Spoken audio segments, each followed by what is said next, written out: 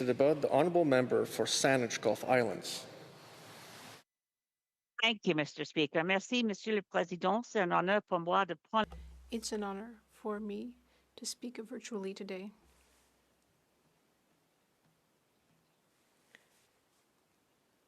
Due to a situation that means that it's not possible for me to participate in person. Chance to speak to Bill C-22. I'd like to start by saying, Mr. Speaker, that certainly, and I don't have lengthy parliamentarian experience compared to others, but I have been a member of Parliament for nearly 15 years, and I've never seen anything like what the government has done in the area of this legislation that we now have before us, that initially came to us in June as Bill C-2, and in that bill, there were provisions for access and access and warrantless access that were combined with strong borders provisions, as it was then called. So the process of legislation here, and I just want to draw attention to the process because it's highly unusual. Now, as I said, again, there may be people who have more experience. Obviously, there are. The member for Vancouver Centre, for example, has served far longer than I have. But I've never seen anything like this, for what it's worth, that we would start with Bill C-2. Bill C-2 wasn't withdrawn. It remained there. And then it was largely replaced, although not withdrawn, by Bill C-12. And now we have Bill C-22 picking up on elements of what was unacceptable in Bill C-2. One of the things about our normal legislative process, and I've heard the Prime Minister in press comments about the ways in which the new Liberal majority plans to change our committee composition, that somehow there's a lot of showboating going on, says the Prime Minister. There's a lot of grandstanding.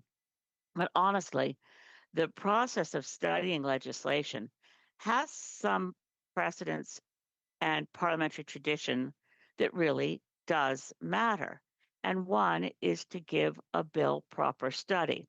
So it's interrupted by this innovation of the government never admitting it's made a mistake or amending a bill that's on the order paper, but rather replacing it with a series of starts and stops and starts and stops. I'm sure the honourable member whose humour I enjoyed earlier from Kamloops, Thompson Caribou, might have a comment on this, that this is bizarre and certainly unusual. We start with Bill C-2, and then we get Bill C-12, which continues the anti-refugee rights provisions that were in C-2. And now we've moved to Bill C-22 on access. And the bill, of course, is dealing with access to information that is important for law enforcement. So it's an unusual process, to put it mildly. And what I want to focus on today, of course, is what is in C-22 and the reasons that I certainly hope the government will go to a more normal parliamentary procedure, which would be to amend C-22 to achieve the kind of consensus that would allow me, as a Green Party member of Parliament, to vote for it. I can't vote for it as it is now on the order paper. Again, let me step back and say that, as I've said in this place before, on the record, that C-22 represents improvements over those portions that were originally put forward in C-2. The original access legislation would have allowed, for instance, postal workers to open our mail, and it would have allowed access to subscriber information from telecommunications companies without notice to the user. But while there's been much improvement in requiring warrants, the warrants are still being required to meet a threshold that the honourable member from Nanaimo Ladysmith referenced earlier in debate today, a completely unprecedented threshold for a warrant to obtain information and access to information of, quote unquote, reasonable grounds to suspect. We find that language, reasonable grounds to suspect, in section 487.0142 sub 2. Reasonable grounds to believe is a well understood concept. There is much jurisprudence on what is required to have a reasonable ground to believe. There is zero jurisprudence on what it means to have a reasonable ground to suspect. It's a lower threshold. It doesn't make sense to put in legal terms that have no foundation in law, that will undoubtedly create confusion in how this legislation is used by law enforcement. And noting that they have changed the definition of who can access from police officer to public officer, which now means that the same terminology could apply to a CSIS agent or a police officer. And the judge issuing a warrant under many of these sections has to merely determine if there's a reasonable ground to suspect. Again, no background in law. When I say jurisprudence, to break that down to common sense, what does that mean? Jurisprudence just means you can go back and look up legal decisions where courts have struggled with what a word means, so that the court dealing with the matter before them has somewhere to go to say, what did previous judges say? What is the record of court cases on this matter, so we know what we're looking for? In this case, by using a novel terminology, reasonable ground to suspect, people don't know what they're looking for. A judge will have to be dealing with the issue for the first time. And that is unwise in drafting. I think at a minimum, we could say that's unwise.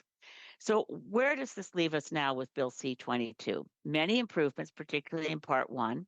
But Part 2, as has been noted by numerous commentators, from the Canadian Civil Liberties Association to a group called Open Media. By the way, I pay a lot of attention to Open Media, largely because it's not just largely, it's a very impressive organization as a small non-government organization that worries about internet and access and public policy. It also happens to be headed by an executive director who's one of my constituents. So I thank Matt Hatfield from Salt Spring Island for his diligence in working with an organization that represents the concerns of thousands of Canadians. But the concerns we have with C-22 continue. The concerns are largely in the area, and I asked the Honourable Minister for Public Safety to entertain amendments on this matter, to entertain amendments to understand that if what this bill is going to require is going to be surveillance capacity from internet providers, that will mean that they will have to insert permanently spyware into the platforms that Canadians use.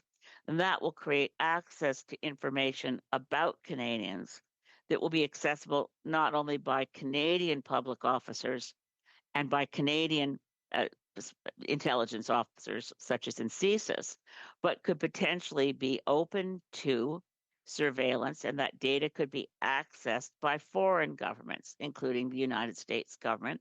And a number of Canadians would have concern about having their personal internet information accessed by foreign governments. That's, I think, an unintentional consequence of the way the bill is drafted that needs to be repaired. So we don't want surveillance built into the permanent collection of data, which will be required under the terms of this act as currently drafted. Mr. Speaker, I think my time is coming to an end. I'm looking for a signal, but I want to make it clear that I'd be very pleased to vote for this legislation. I will be preparing amendments and taking them before committee. Although under the bizarre terms in which I operate on committees, I'm not allowed to vote on my own amendments. I hope that other members of the House and members of the committee will support and I hope the Minister for Public Safety will improve this to bring it to where people can vote for it and get it over the finish line. Thank you, Mr. Speaker.